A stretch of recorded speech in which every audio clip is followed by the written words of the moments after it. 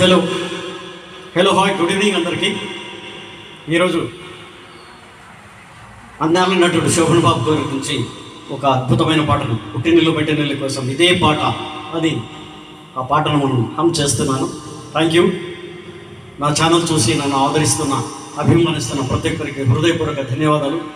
పాటల ప్రేమికులకు, సంగీత ప్రియులకు welcome welcome welcome. Thank you.